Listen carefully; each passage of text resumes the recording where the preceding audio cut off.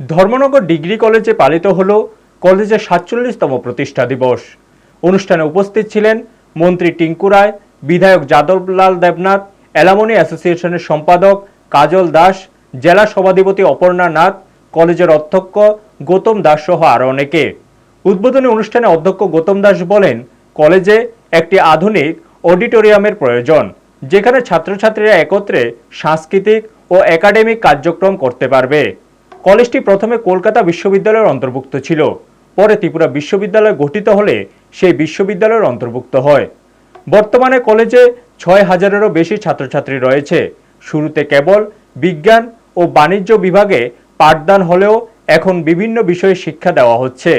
প্রতিষ্ঠা দিবস উপলক্ষে শহর জুড়ে এক বর্ণাঢ্য র্যালি অনুষ্ঠিত হয়। কলেজ প্রাঙ্গণে দীর্ঘ সাংস্কৃতিক অনুষ্ঠান ও একটি রক্তদান শিবিরের আয়োজন করা হয়।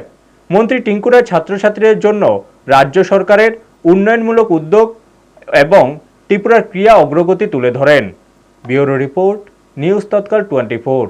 ৪৭তম প্রতিষ্ঠাতা দিবস উপলক্ষে কি বলবেন স্যার?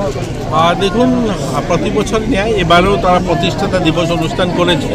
তো আমাকে আমন্ত্রণ জানিয়েছে, আমি তাদেরকে ধন্যবাদ জানাই। তবে খুব সুন্দর আয়োজন ছিল, অনেকগুলো কার্যক্রম নিয়ে রক্তদান শিবির ছিল, পুরো দিনের কালচারাল প্রোগ্রাম হবে, এখানে অনেকগুলো আলোচনা হয়েছে।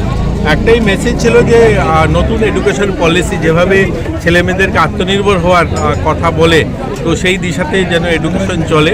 আর রাজ্য সরকারও আমাদের এডুকেশনে অনেকগুলো পরিবর্তন এসছে, আপনারা দেখেছেন এনেছে, যেমন বিদ্যাজ্যোতি, পিএমসি বা তাদেরকে ফাইন্যান্সিয়াল সাপোর্ট করা, পরিকাঠামো উন্নয়ন।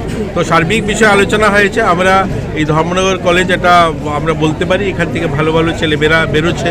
তো আগামী দিনও আরও কিছু যেগুলো রয়েছে পরিকাঠামো উন্নয়ন, সেগুলো হবে। আপনারা দেখছেন নিউজ তৎকাল 24।